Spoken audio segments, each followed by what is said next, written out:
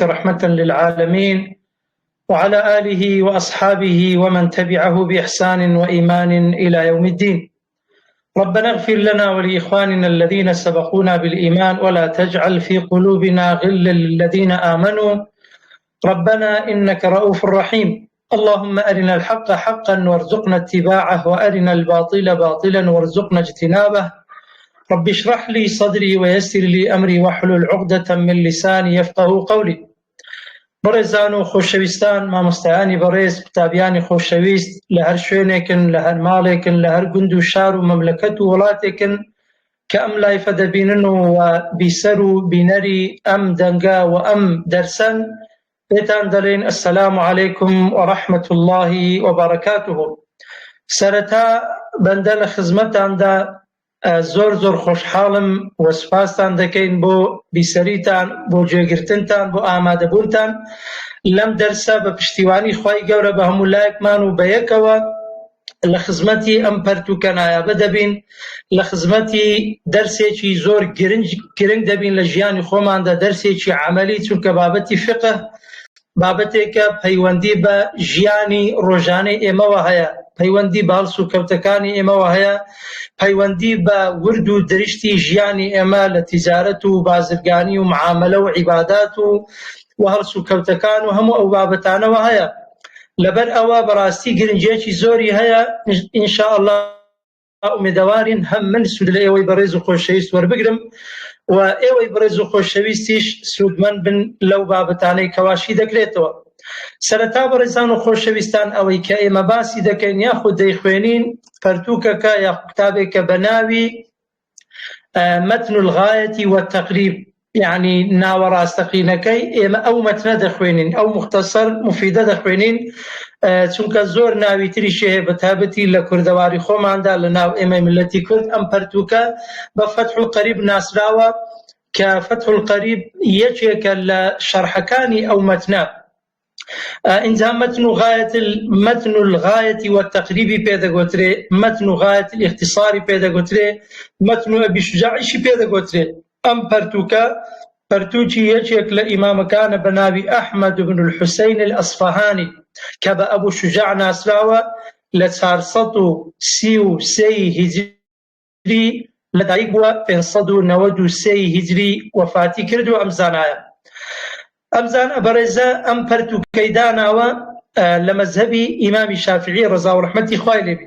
لەبەر گرنگی ئەم پەرتووکە، لەبەر گرنگی ئەم مەتنە کە ئەم عالمە بەڕێزە دایناوە، دەیان دەتوانین بڵێن سەدان شەرح و حاشیەی لە بۆ کراوە، تەنانەت وەرگێڕاوەتەوە سەر زمانی شیرینی کوردی خۆشمان، مامۆستای مەرحوم مامۆستا عەبدوڵڵا هەرتەلی کە وەرگێڕایەتە سەر زمانی کوردیش، و زۆر شەرحی هەیە، وەکو گوتمان فتح القەریبی هەیە، إقناعي هي، نهاية التدريب هي، الحواشي على فتح القريب هي، التذهيب في أدلة متن الغاية والتقريب، عن الديان حاشية وديان شرح ديان نسلاوي لسر نسلاوي لبرجرنجيو أهميتي أم برتوكا جرنجيتي زوري هيك هواتا إما كلا خزمتي أم برتوكا داين إن شاء الله تعالى إما السودي لوردقرين. اینجا ئەم پەرتووکە ئەگەر بێت و بە PDF-ەکە لە دواییشدا دەتوانین لە بۆتان دابنێن لینکەکەی متن الغایة والتقریب في الفقه الشافعي للقاضي أبي شجاع، وهروها حققه وعلق عليه وبين أدلته ماجد الحموي. أم طبعا يعني بين أم شرحيان هم شرحي مختصر مفيدة ومدللة وشتشي زور گرنگا دەتوانن بە PDF هەیە لە ئینتەرنێت داونلۆدی بکەن و سوودی لێ وەربگرن. اینجا لەم طبعەیە ئەگەر بێت و لە طبع PDF-ەکە لەسەری بڕۆین، طبعا سەرەتایەکەی هەندێک بابەتی تێدایە کە ناوی شەرحەکانی ئەم کتابە، حاشیەکانی ئەم پەرتووکە و هەندێک بابەتی تری تێدایە، بابەتی کە زۆر گرنگ نیە، دەتوانین بەی ڕاستەوخۆ بینە سەر لە لای من برێن لە کتاب PDF-ەکە لە لاپەڕی 23 لە دوای وەکو گوتم دەتوانین لە ئەوەکەی لینکەکەی دابنێن لە گروپەکە. لە سەرەتای لاپەڕەی 23 دا ئەم فەرمایشتەی پێغەمبەر کە ئیمامی بوخاری و مسلم ڕوایەتیان کردووە هێناویەتی و دەفەرمێ من يريد الله به خيرا يفقهه في الدين. هەر ئینسانێک خوای گەورە خێری لە بۆ ئینسانە بوێ فێری دینی دەکات، شارەزای دەکات لە فقه و لە شەرع و لە دینی خوای پەروەردیگار. ئینشاءالله ئێمەش خوای پەروەردیگار خێری ئێمەی ویستووە کەوا بتوانین دوو کەلیمە فێر ببین، دوو کەلیمە بزانین و دوو کەلیمەش لە بۆ خەڵکی تر بڵاو بکەینەوە هەمومان بە ئەهلی علم خوای پەروەردیگار حسابی بکات. اینجا بسم الله دەست پێ دەکا و لە دواییدا الحمد لله رب العالمين لە سەرەتایەوە چونکە بسم الله الرحمن الرحيم وەکو فەرمایشتی پێغەمبەری خوا صلی الله علیه و سلم فەرمێ هەر شتێک کە پێی بگوترێ کار پیشەیەکی تەواو و ڕاست و دروست بی ئەگەر بێت و بە بسم الله دەست پێ نەکرێ ئەو ئیشە بەرەکەتی تێدا نییە. اینجا لە سەرەتای پەرتووکەکەدا دەڵێ الحمد لله رب العالمين حەمد و سەنا و سوپاس و تایش بۆ پەروەردیگاری جیهانیان، پەروەردیگاری هەموو بوونەوەر. وصلى الله وسلم على سيدنا محمد خاتم النبيين وعلى آله وصحبه أجمعين. صلوات لديدار پیغمبری خوا صلى الله عليه وسلم كوتا پیغمبرك كوتاي تواوي پیغمبركانا ولا سر آلو هاوري صحابة كان شي بتكراي. إن زادت سرتاي كتابك الدليل ما بعد فقد قال القاضي أبو شجاع أحمد بن الحسين بن أحمد الأصفهاني الشافعي رحمه الله تعالى. القاضي أبو شجاع القاضي يعني أوزاناي كأمت نيدانا وأمبرتو كيدانا وخوي قزاوتي كدو يعني لسردمكان قاضي بوا كونيكي أبو شجاع بوا لزماني عربي دا أمو فلانيان أبو فلان باوتي فلانيان دايتي فلان بيدا قوتي كونيا الأصفهانيان الشافعيان الفلان الأربيلي البغدادي أوانا بيدا قوتي اللقب لبرا وكونيكي أبو شجاع النال راستقين خوي أحمدي كوري حسيني كوري أحمدي ولقبكشي يعني مشهور بوا أصفهاني ومذهبي شافعي بوا. إن جاء أمزانا يدفرمي سألني بعض الأصدقاء حفظهم الله تعالى هندك لهاوريكان ورفيق ودوست برادركانم داوان ليكردم خواهي قورة بيان فارس دعاي خيريان لبودكا دموي براسي وشو بوشا هم استفادة العربية كي بكين هم لكلمات كان بكين وهمش لا ناوروشي بابتك بكين لبرو أوها دسين دوي زياتريش لسر أسلوبي فقياتي قديم. إن جاء دفرمي أن أعمل مختصرا في الفقه على مذهب الإمام الشافعي محمد بن إدريس رحمة الله تعالى عليه ورضوانه.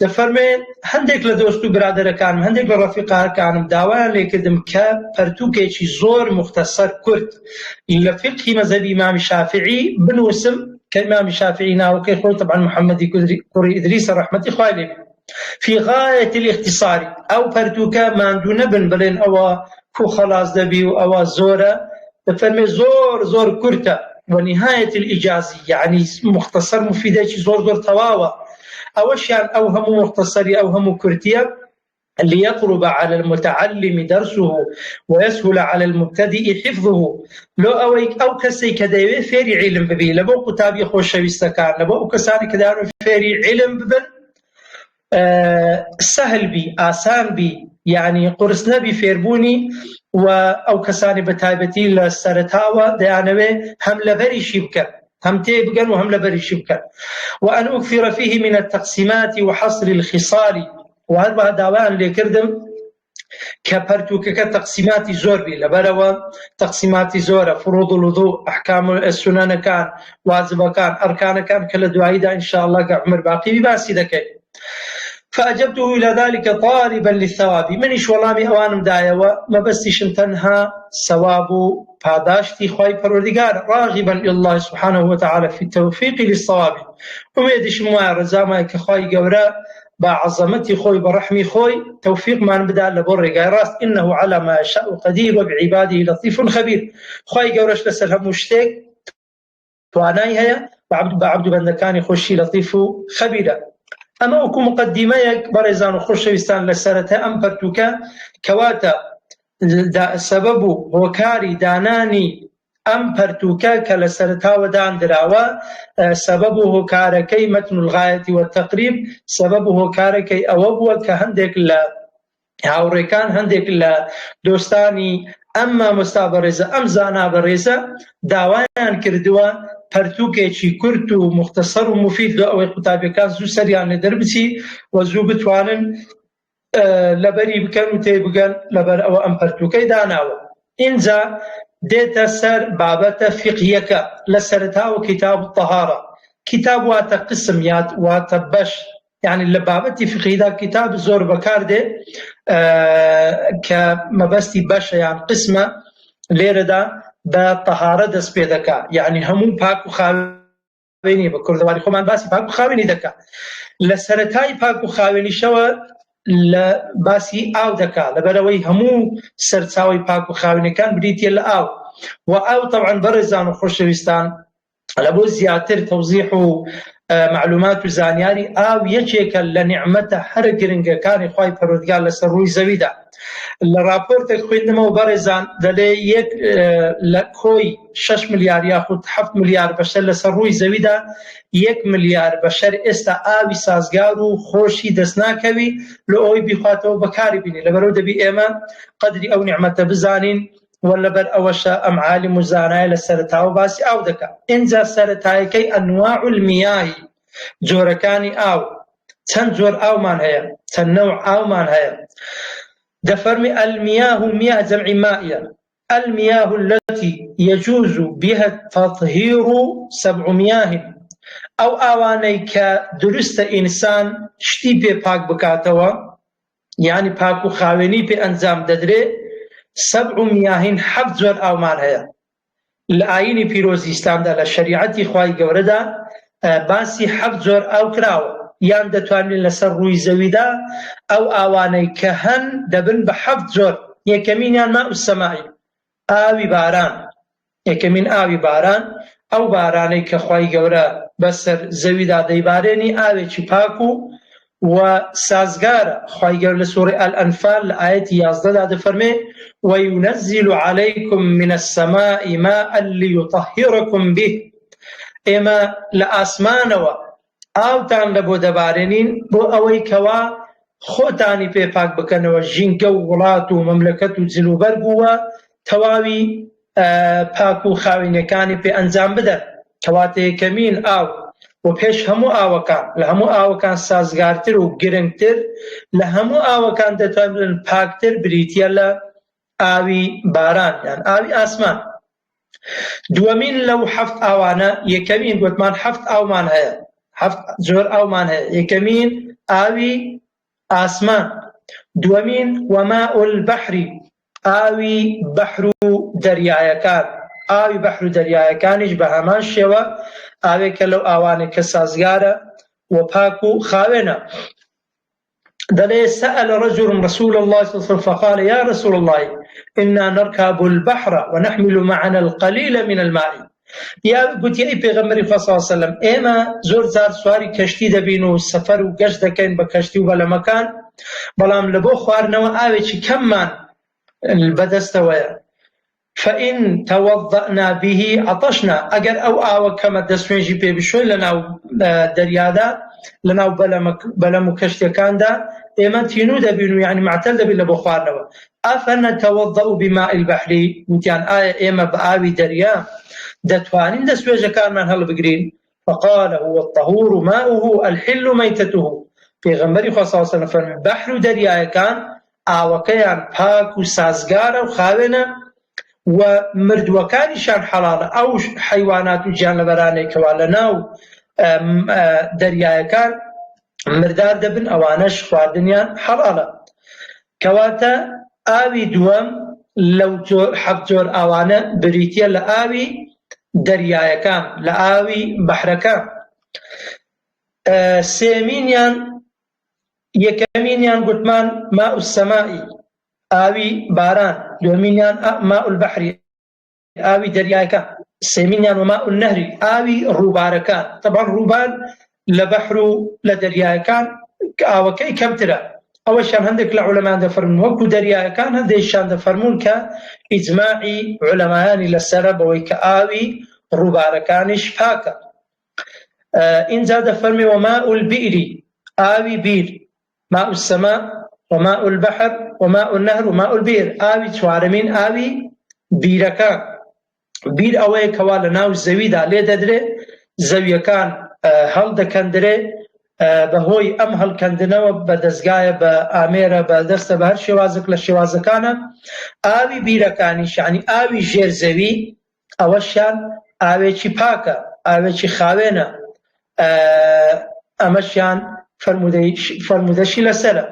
وماء العینی ئینجا لە دوای ئاوی بیرەکان دێنە سەر ئاوی کانیەکان، سەرچاوە کانیاوەکان کە لە شاخ و دەشت و دەرەکان هەڵدەقوڵێن، ئەوانە ئەوەشیان ئاوەکەیان پاکە. وماء الثەلجی ئینجا ئاوی بەفر، ئەو بەفرەی کە هەیە ئەگەر بێت و بتوێتەوە دەتوانی سوودی لێوەربگری، ئیستیعمالی بکەی لە بۆ پاک و خاوێنی، لە بۆ غوسل، لە بۆ دەستمێژ، لە بۆ خوانەوە، لەم هەموو بابەتەکانی تر. ئینجا وماء البەڕەدی ئاوی تەزرە، ماء البەڕەدی. دقیق بن بەڕێزان و خۆشەویستان لە خوێندنەوەی زمانی عەرەبی، ئەلبەرد یعنی سەرما بە سکوونی ڕائەکەی، بەڵام ئەلبەڕەد یعنی تەزرە. هەندێک تەزرەی پێدەرێن، هەندێک تەرزەی پێدەرێن، ئیدی تەزرەوە لە دوای بەفر ئەو تنکە خڕانەوە پێی دەگوترێ تەزرە. کەواتە بە کورتی ئێمە لە ژیانی خۆماندا لە دنیادا ئەم حەفت جۆر ئاوانەمان هەیە: ئاوی باران و ئاوی ئاسمان و ئاوی دەریایەکان و ئاوی ڕووبار، ئاوی بیرەکان، ئاوی کانیاوەکان و ئاوی بەفر و هەروەها ئاوی تەزرە. ئەو ئاوانە هەمویان پاکن و هەر هەمویان ئینسان دەتوانی بەکاریان بینی، هەم وەکو خواردن و خواردنەوە، هەم وەکو خۆپێ خاوێنکردنەوە، بە هەر شێوازێک لە شێوازەکان کە ئینسان ئیستیعمالی بکە، ئەمە جائیزە و دروستە، ئیشکالی نییە.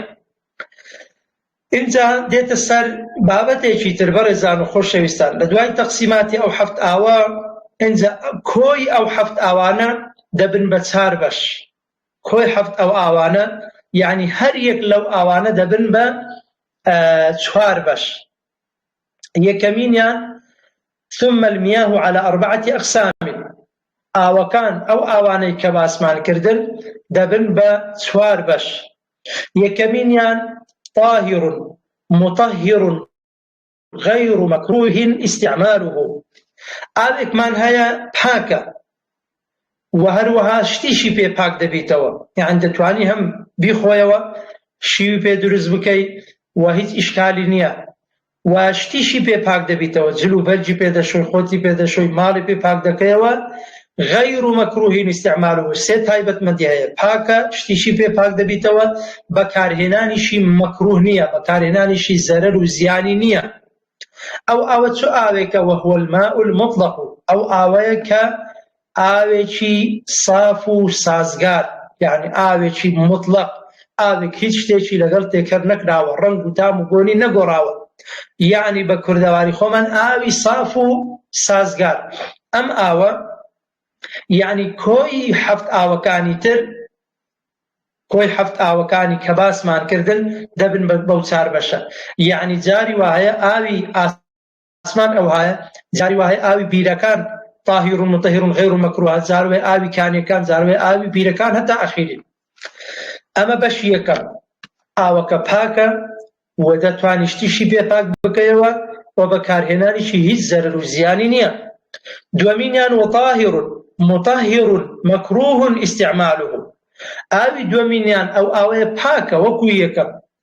دووەمینیان وەکو ئاوی یەکەمین شتیشی پێ پاک دەبێتەوە، دەتوانی جل و بەرجی پێ بشۆی، ماڵەوەی پێ بشۆی، هەر شتێکی پێ پاک بکەیەوە، ئیعتیادیە.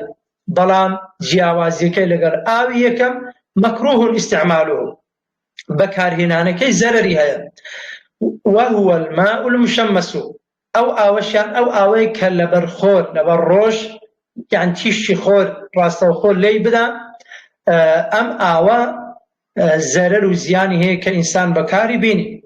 لەسەر ئەم بابەتە بەڕێزان و خۆشەویستان زیاتر ئەمە یەکەمین تایبەتە بە شوێنە زۆر گەرمەکان، ینی وڵاتانی خۆمان تقریبا ناگریتەوە، زیاتر جەزیرەی عەرەبی ئەو وڵاتانی کە زۆر گەرمن ئەو وڵاتانە دەگریتەوە. دووەمین ئەو ئاوە لە ناو جامێکی ئەوها یان لەناو مادەیەکی ئەوها بیوەکو بڵێ ژەنگ هەڵبدا یان مادەکە لەو ئاسن و ئەو بابەتان هەڵبستی ئەوە زەرەر و زیانێکی طبی یان تەندروستی هەیە. زانایان دەفەرمون بەکارهێنانەکەی لەبەرەوەی زەرەری هەیە. هەندێک لە زانایان دەفەرمون بەکارهێنانی ئەو جۆرە ئاوانە کە لەناو سفردا بندرێت یان لەناو ئاسندا بدرێت جاری وایە ژەنگ هەڵدەدایان ئەو مادانەی کە لەسەر لەو ئاوە هەڵدەدا بەهۆی گەرمای ئەم کە لەو ئاوە دەدا ئەمە زەرەر و زیانی هەیە. ئینسان بەکاری بینی بەڵام لە وڵاتی خۆمان کەمترە ئەو جۆرە ئاوە. سێمینیان وەطاهر وەکو ئاوی یەکەم و وەکو ئاوی دومین پاکە بەڵام غەیر مطهرین شتی پێ پاک نابیتەوە. ئاوەکە پاکە خاوێنە ئەگەر بەر لاشت بکەوی وەکو دەلێ لە کوردواری خوێندن بێنوێژ نییە واجب نییە بیشۆی بەڵام شتی پێ پاک نابیتەوە. ناتوانیت جارێکی تر قاپ و قاچاقی پێ بشۆی، ناتوانیت جارێکی تر نوێنەکانی پێ بشۆی، جلو بەرجی پێ بشۆی، دەست نوێژی پێ هەڵبگریەوە. ئەو ئاوەشیان دوو جۆرە. وهو الماء المستعمل ئاوی یەکەمین ئەو ئاوەیە کە بەکار هاتبی کە دەست نوێژ دەشۆی بە لوعایە بە هەر شێوازێک لە شێوازەکانە دەست نوێژەکەت دەشۆی یان غوسل لە خۆت دەردەکە یان شتێک دەشۆی ئەو ئاوەی کە بەکار هات بکەویتە ناو جامێک ناو تەشتێک ئەو ئاو پێی دەوتێ مستعمل ئاوی بەکار هاتوو. ئەم ئاوە بەکار هاتووە پێی دەگوتری ئاوێکی پاکە ئەگەر جارێکی دیش بەر لاشت بکەویتەوە بێنوێژ نییە بەڵام ناتوانانی جارێکی دی بەکاری بینیەوە خۆتی پێ بشۆی یان دەست نوێژی پێ هەڵبگریەوە. دومین لەو ئاوانەی یعنی دومین جۆر لە بەشی سێم لە نەوعی سێم کە ئاوەکە پاکە بەڵام ناتوانانی شتی پێ پاک بکەیەوە والمتغير بما خالطه من الطاهرات ئەو ئاوەی کە ڕەنگەکەی بگۆڕێ بە شتێکی پاک وەکو ماستاو یان شەربەت یان بیبسی یان هەر مادەیەکی تر کە پاکن ئەوانە بەخۆیان بەڵام ئەگەر بێت و بەکاری بینیەوە برێن ناتوانی بەکاری بینیەوە جارێکی تر ناتوانی دووبارە بەکاری بینیەوە لەبەرەوەی ئەو ئاوە پاکە بەڵام ناتوانی جارێکی تر بەکاری بینیەوە. کەواتە ئاوەکان وەکو گوتمان چەند بەشی هەبوو؟ 4 بەشی هەبوو یعنی کۆی 7 ئاوەکانی پێشووتر ئاوی ئاسمان، ئاوی بەحر و دەریایەکان، ئاوی ڕووبارەکان، ئاوی کانەکان هەمویان دەبنە ئەو 4 نەوعە ئاوە. پاکن و شتیشی پێ پاک دەبیتەوە زەرەر و زیانی ئاوی صاف و سازگار و خاوێن. دووەمینیان خاوێنە و شتی پێ خاوێن دەبیتەوە بەڵام زەرەر و زیانی هەیە ئەو ئاوەی کەوا لەناو سفرێک لەناو ئاسنێک دابدنێ لەبەرخۆر. سێمینیان ئەو ئاوەی کە پاکە بەڵام شتی پێ پاک نابیتەوە ئاوی بەکار هاتوو ناتوانی جارێکی دی بەکاری بینیەوە و هەروە ئەو ئاوەی کەوا شتێکی پاچی لەگەڵ تێکە بکە وەکو شەربەت و ماستا و ئەو بابەتانە. چوارەمین ئاو لە جۆرەکانی ئاو وماء نەجیس ئاوێکی ترمان هەیە ئاوی پیس یعنی ئەو ئاوەی کەوا پیسە نەدەتوانی بیخۆیەوە نەدەتوانی شتی پێ پاک بکەیەوە و بەر لاشە و جلو بەرگت بکەوی بەرماڵت بکەوی دەبی بیشۆی و پاچی بکەیەوە. ئاوی پیس ئاوێکە وهو الذي حلت فيه نجاسة ئەو ئاوەیە کە شتێکی پیسی لەگەڵ تێکەڵ ببێت وەکو دەستاوی قورس ئینسان یان وەکو دەستاوی سووک یان وەکو تەرسی حیوانات و ئەوانە ئەو شتانە یان شتی مردارەوە بوو هەر شتێک لەو بابەتانە کە لەگەڵی تێکەڵ بوو ئەمە حرامە جارێکی دیکە بەکاری بینیەوە یاخود ناتوانێت جارێکی تر بەکاری بینیەوە. و ئەگەر بێت و بەر شوێنێکت کەوت بەر لاشت کەوت بەر ماڵ کەوت بەر هەر شتێکی در کەوت دەبی بیشۆیە بەڵام مەرجی ئەوەیە وهو دون القلتين ئەو ئاوە نەگاتە ئەندازەی قولەتەینێک نەگاتە ئەندازەی قولەتەینێک یعنی کەمتر بی لە قولەتێن ئەو کانە قولەتەینی فتەغەیەرە یان ئاوی پیس ئەو ئاوەیە کە شتێکی پیسی لەگەڵ تێکەڵ بووبی بەڵام ئەو شتە پیسە یعنی ئەو ئاوەی کە شتە پیسەکەی لەگەڵ تێکەڵ بە قولەتێنێک نەبی یاخود قولەتەینێک هەبی بەڵام ڕەنگەکەی بگۆڕی ئەگەر بێت و زیاتر شی بکەینەوە بەڕێزان. ئاوێکمان هەیە مەسینە ئاوێک جامە ئاوێکی بچووک شتێکی پیسی کەوتە ناو ڕەنجی بگۆڕی تامی بگۆڕی بۆنی بگۆڕی هەر شتێکی بگۆڕی یان نەیگۆڕی پیس دەبی مادامە نەگەیشتە ئەندازەی قولەتەینە. بەڵام ئەو ئاوەی کە قولەتەین بی کە قولەتەین مصطلحی قديم داري والقلتان قلتين سنة 500 رتل بالبغدادي تقريبا في الأصح بأندازي قديم 500 رتل برتلي بغدادي يعني قياس يقول السردمي خوي دا لبو إستا علماء دفرمون 216 لتر 216 لتر يعني الريك يك برميلي نف برميل هي مستاد 210 لتر دقري هي 220 دقري يعني برميلي اعتيادي يك برميلي نفتي اعتيادي بەوە قیاسەکەتان لەبیر نەچیکە 206 لترە. کەواتە ئاوی پیس ئەو ئاوەیە شتێکی پیسی لەگەر تێکەر بووبی ئەو ئاوەی کەوا شتێکی پیسی لەگەر تێکەر بوو بە دەرنێرە دوو حاڵەت یان ئەو ئاوە قولەتەینەکە یعنی 206 لترە ئەگەر 206 لتر نەبوو یعنی کەمتر بوو بۆ نمونە 50 لتر بوو 20 لتر بوو هەر شتێکی پیسی کەوتە ناو پیس دەبی ڕیخێک مەسەلەن میزێک بیساییەک هەر شتێکی کەوتە ناوی ئەوە پیس دەبی و یەکسەر دەبی بێ ڕێژی و ناتوانی بەکاری بینیت. ئەگەر بێت و ئاوەکە 206 لتر بوو ئەو ئاوە ڕەنگەکەی یان بۆنەکەی یان تامەکەی بگۆڕێ ئەو جار ئاوەکە پیس دەبی ئەو جار ئاوەکە پیس دەبی ئەگەرنە ئاوەکە پیس نابی. بۆ نمونە ئەگەر خورتری بکەینەوە تانکی سەربان طبعا زۆر زیاترە 500 لتر هزارە چەندە مەسەلەن شتێکی پیسی کەوتە ناو مشکێک کەوتە ناو کێک لە ناوی مردار بوویان پیسایەک شتێکی کەمی کەوتە ناو تەماشا دەکەی ئەگەر ڕەنجی نەگۆڕی تامی نەگۆڕی بۆنی نەگۆڕی ئەو ئاوە پیس نابی لەبەرەوەی ئەوەکەی زۆرە ینی قیاسەکەی زۆرە.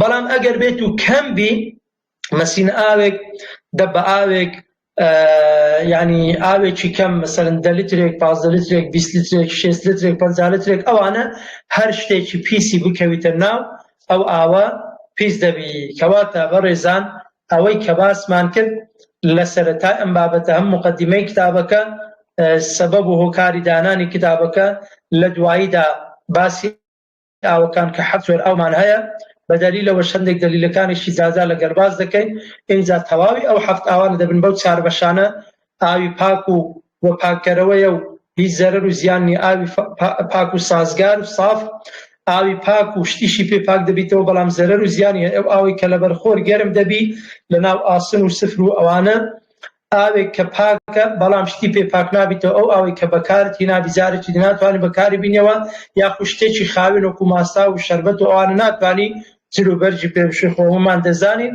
و چوارەمین ئەو ئاوەی کەوا پیسە ئاوی پیس ئەو ئاوەیە ئەگەر بێت و کەم بی هەر شتێکی کەمیشی بکەویتە ناو پیس دەبی. بەڵام ئەگەر بێت و زۆر بی زۆر یەکەش قیاسەکەی 216 لتر یان سەروی 200 لتر ئەو ئاوە ئەگەر بێت و شتێکی پیسی کەوتە ناو سەیری دەکەی گەر تام و ڕەنگ و بۆن ئەوانەی گۆڕا ئەوە پیس دەبی ئەگەر نەگۆڕا پیس نابی. مامۆستا موسا نازانم گوێن لە دەنجی منە ماوەکەی چەندی مایە بەس بیان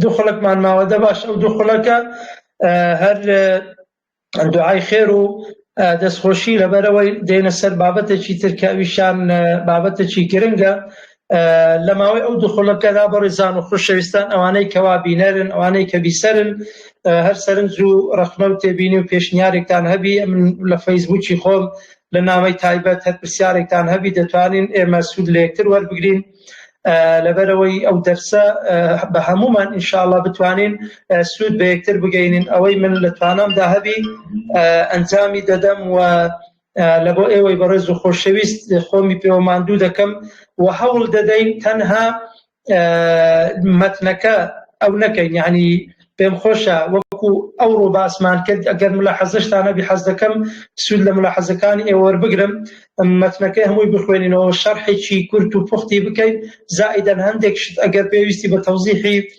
زیاتر هەبوو یان پێویستی بە دەلیل هەبوو ئەوانش ئینشاء الله تعالی هەوڵ دەدەین لەگەر کتابەکە بەردەوام دەبین. دوایی لینکی ئەو کتابەشتان بە PDF لە بۆ دادرێم دەتوانن هەر لەسەرەوە لەگەرم لەگەری بەردەوام بن و سوودی لێوەربگرن. لە کۆتاییدا دوعای خێر لە بۆ ئێوەی بەڕێز و خۆشەویست دەکەم و سوپاس و پێزانین و دەستخۆشیمان لە بۆ مامۆستای بەڕێز لە بۆ گەنجی بەتوانا و خواناس مامۆستا موسای خۆشەویست. خوای گەورە دەست بە تەمەنیەوە بگری و خوای گەورە تەوفیقی بدا، بەردەوامی بکە، ئیستیقرار و ئیستیقامەتی پێ بدا لەسەر بەڵاوکردنەوەی دینی خۆی و لەسەر بەڵاوکردنەوەی پەیامەکەی خۆی. سوپاسان دەکەم و دوعای خێرمان لە بۆ بکەن، لە دوعای خێر بێبەشتان ناکەین هەتا دەرسێکی تر و هەتا ماوەیەکی تر و هەتا کاتێکی تر. بەخوای گەورەتان دەسپێرم، خوای گەورە پشت و پەنای هەموو لایەکمان بی. والسلام عليكم ورحمة الله وبركاته.